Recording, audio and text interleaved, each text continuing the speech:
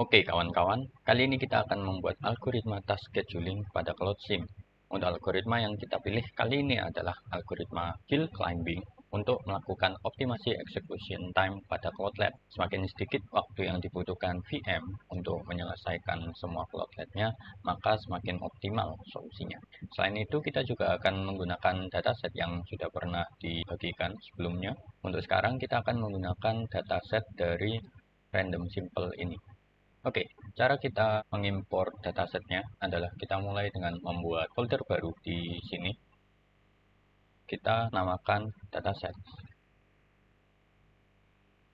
Kemudian kita salin semua dataset yang ada di sini ke dalam folder dataset yang baru kita buat.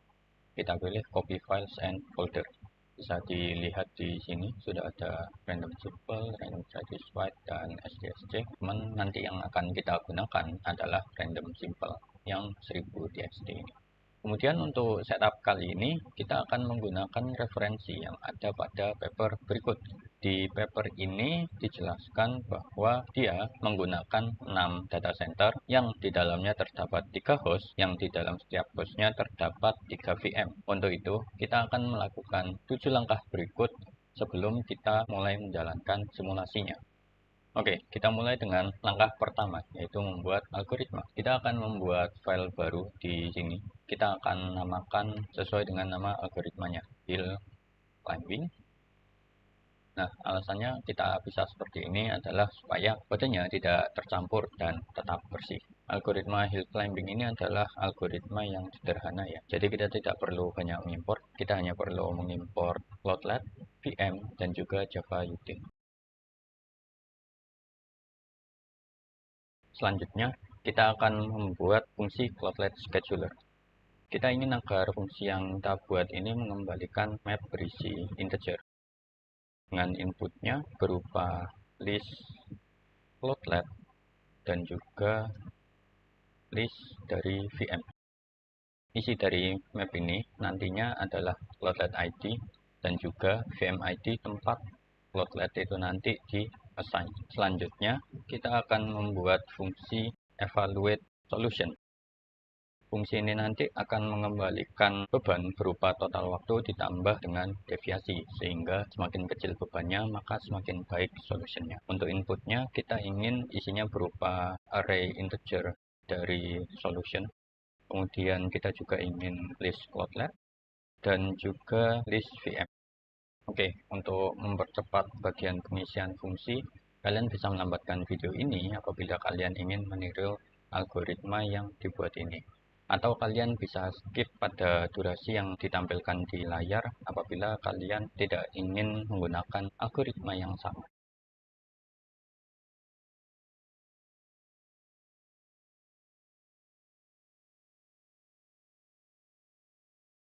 Oke, untuk bagian ini kalian bisa menggunakan dua macam cara.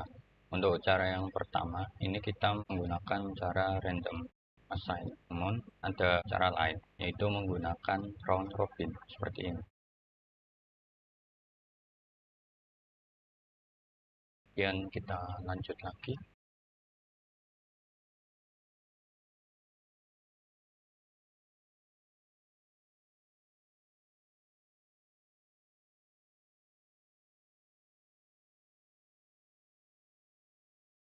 Oke, di sini untuk algoritma hill climbing yang kita gunakan adalah algoritma hill climbing stochastic, yang artinya kita akan mengambil neighbor secara random, bukan mengambil dari yang terdekat.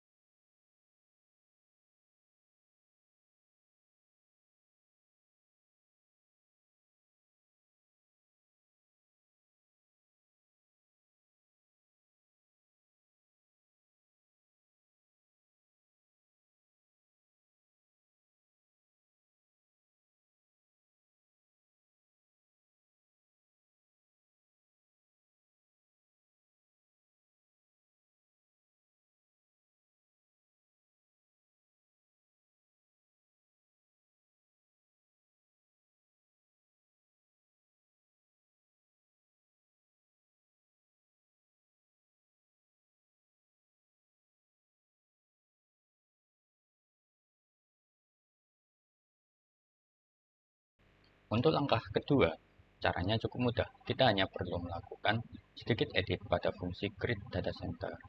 Namun sebelumnya, mari kita lakukan inisiasi variabel dulu untuk konfigurasi data center. Seperti yang sudah disebutkan sebelumnya, kita ingin agar kita memiliki 6 data center dengan 3 host di setiap center dan 3 VM di setiap hostnya.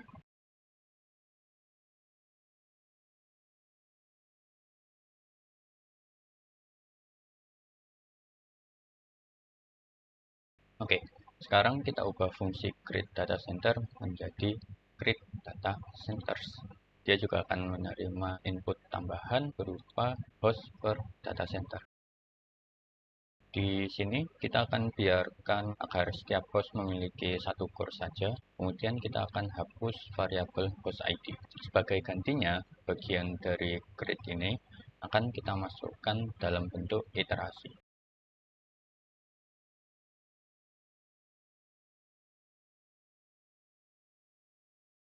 Selanjutnya, pada tahap ketiga, kita akan melakukan iterasi fungsi untuk create data center. Pada fungsi main, kita buat variabel list data center terlebih dahulu.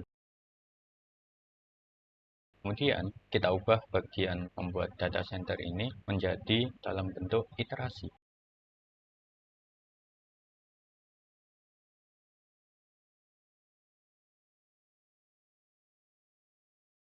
Pada tahap keempat, untuk mengassign 3 VM kepada setiap host, kita harus pastikan terlebih dahulu bahwa resource data center mampu menampung 9 VM. Jadi di sini kita ubah dulu RAM-nya menjadi lebih tinggi. Kemudian untuk storage dan bandwidth-nya kita biarkan saja. Kita atur pada VM-nya nanti. Kemudian, karena kita tidak ingin setiap VM memiliki spesifikasi yang berbeda, kita akan ubah inputnya agar menerima nilai exact.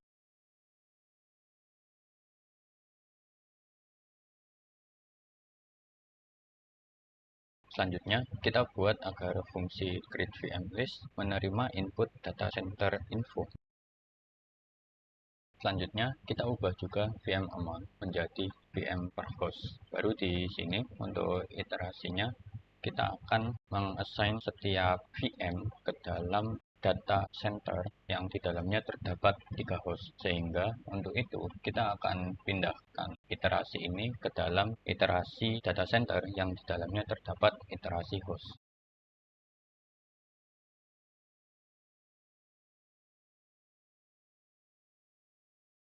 Kemudian, kita juga tidak bisa assign VM ID menggunakan nilai iterasi.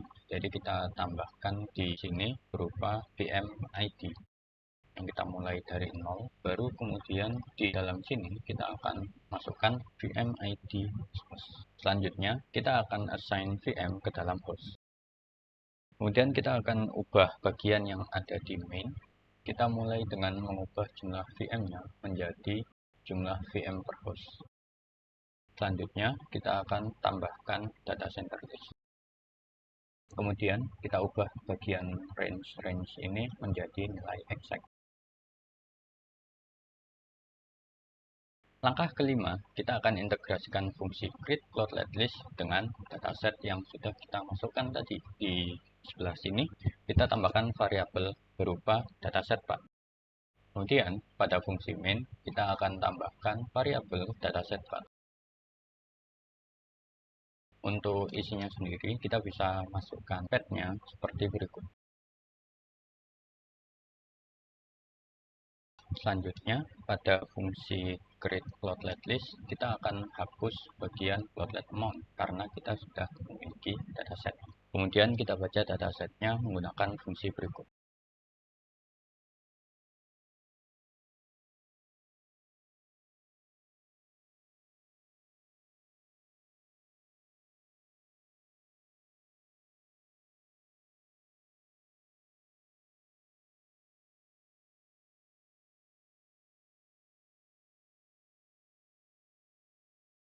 Oke, agar tidak perlu menjalankan banyak dataset sekaligus, kita akan tetap menyimpan plotlet amount sehingga kita dapat mengatur berapa banyak plotlet yang akan kita gunakan dari dataset yang kita import. Kemudian di sini kita ubah seperti yang ada pada create VM list tadi. Kemudian kita akan tambahkan variabel floatlet to grid. Variabel ini akan menerima input berupa nilai terkecil antara floatlet amount dan juga panjang dari dataset. Selanjutnya, kita akan ubah bagian iterasi, tidak menggunakan floatlet amount, namun menggunakan floatlet to grid. Supaya tidak terkena spam, kita akan ubah bagian dari sistem out ini. Kita hanya akan print 5 floatlet pertama dan 5 floatlet terakhir.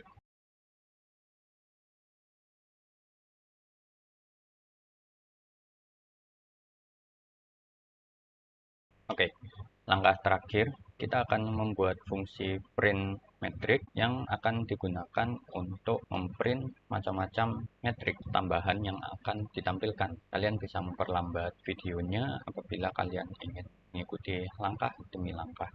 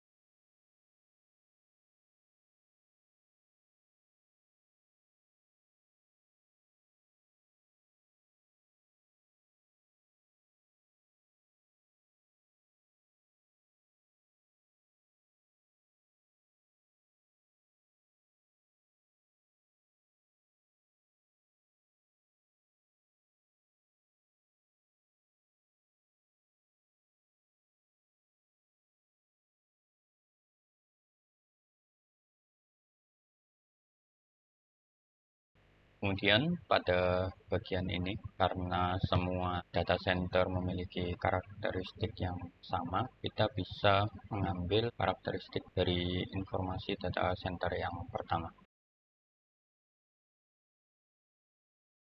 Selanjutnya kita akan panggil fungsi print metric.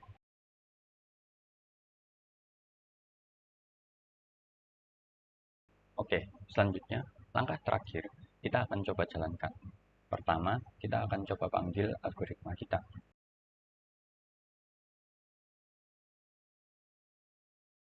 Kemudian kita akan menggunakan for loop untuk melakukan assign.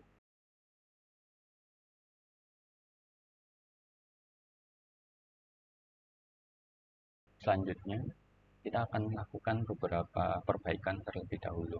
Yang pertama ada pada pet dataset. Pada pet dataset ini kita tidak perlu mengambil nama project, jadi kita langsung masukkan folder datasetnya. Selanjutnya pada fungsi create data center kita akan pindahkan inisiasi plist ke dalam for loop, sehingga nanti setiap host akan memiliki variabel plistnya sendiri-sendiri. Pada bagian atas, kalau kalian melihat ada tanda warning, kita bisa matikan variabel ini terlebih dahulu.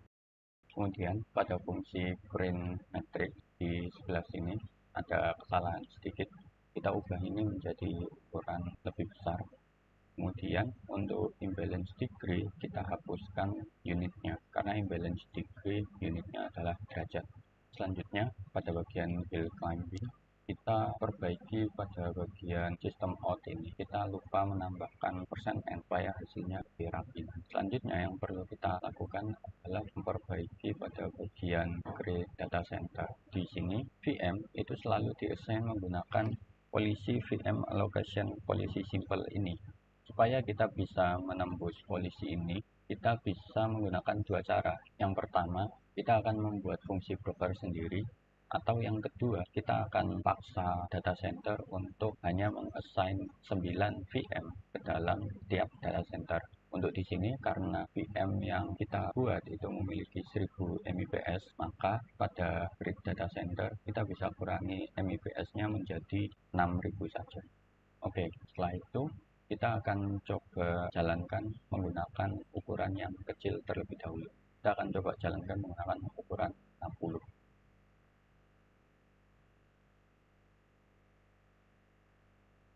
Nah, bisa dilihat di sini kita sudah bisa berhasil menjalankan.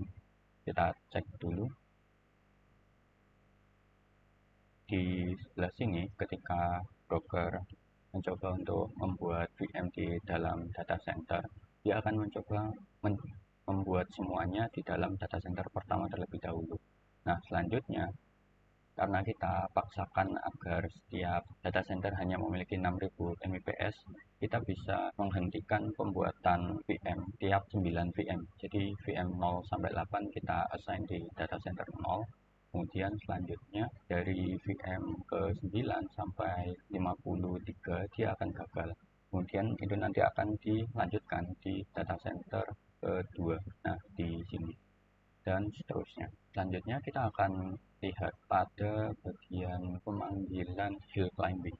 Nah, di sini kita bisa lihat ya bahwa fitnessnya terus menurun. Itu artinya hill climbing kita sudah bisa berhasil jalan. Nah, namun yang perlu kita perhatikan lagi bahwa kita tidak tahu apakah ini memang lebih baik ketimbang ketika kita tidak menggunakan algoritma hill climbing.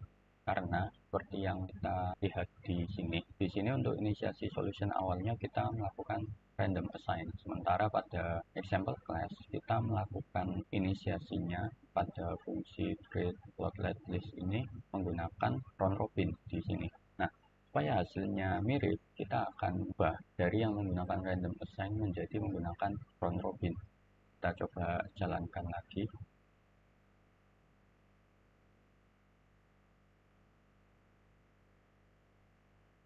Nah, kalian bisa lihat di sini ya, ternyata di sini fitnessnya tidak menurun sama sekali. Itu artinya solusi kita dalam melakukan iterasi secara acak masih tidak bisa memberikan hasil yang lebih baik. Untuk itu, kita akan coba tambahkan jumlah maksimal iterasi dan maksimal stagnation-nya. Kemudian karena dataset kita ini jumlahnya hanya sedikit, karena kita hanya menggunakan 60 di awal ini, kita akan kurangi network size-nya menjadi 10. Kita coba jalankan lagi.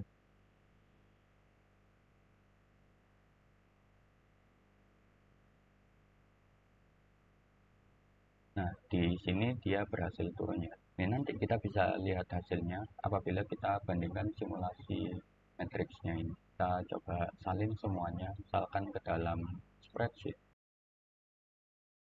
Kemudian kita akan coba jalankan ini tanpa menggunakan algoritma hill climbing. Kita coba matikan di sebelah sini seperti ini. Kemudian kita akan coba jalankan lagi. Mungkin kita melihat bahwa total CPU time pada hill climb itu masih lebih tinggi ketimbang yang tidak menggunakan hill climb. Tapi kita bisa lihat di sini bahwa imbalance degree pada yang tidak menggunakan hill climb dengan yang menggunakan hill climb itu lebih rendah pada yang menggunakan hill climb. Itu artinya kita sudah bisa melihat sedikit perbedaan pada simulasi ketika menggunakan hill climb dan ketika tidak menggunakan hill climb. Nah, ini dipengaruhi oleh faktor bahwa kita hanya menggunakan jumlah dataset yang kecil, yaitu hanya 60. Itu sebabnya kenapa kok yang saat kita menggunakan algoritma hill climb ini, meskipun dia fitnessnya sudah terus menurun, tapi jangan lupa fitness dari hill climb ini juga dipengaruhi oleh deviance di sebelah sini. Mungkin kita bisa lihat perbedaannya yang lebih jelas jika kita menggunakan semua datasetnya. Kita gunakan 1000 dataset, kemudian untuk supaya tidak terkena spam, kita matikan pada bagian brain plotlet di sini. Apabila sudah, kita coba jalankan. Nah, kita ambil hasil semua. Kemudian kita akan coba jalankan tanpa menggunakan algoritma hill climbing. Nah, bisa dilihat ya, sekarang apabila kita menggunakan algoritma hill climbing, itu terdapat perbedaan yang cukup besar.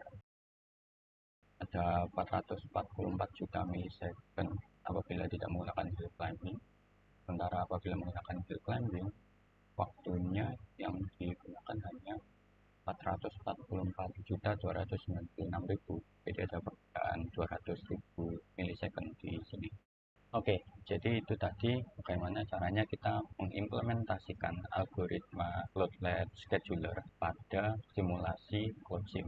Nantinya kita bisa menggunakan algoritma yang berbeda-beda, yang pastinya juga lebih efektif ketimbang algoritma hill climbing.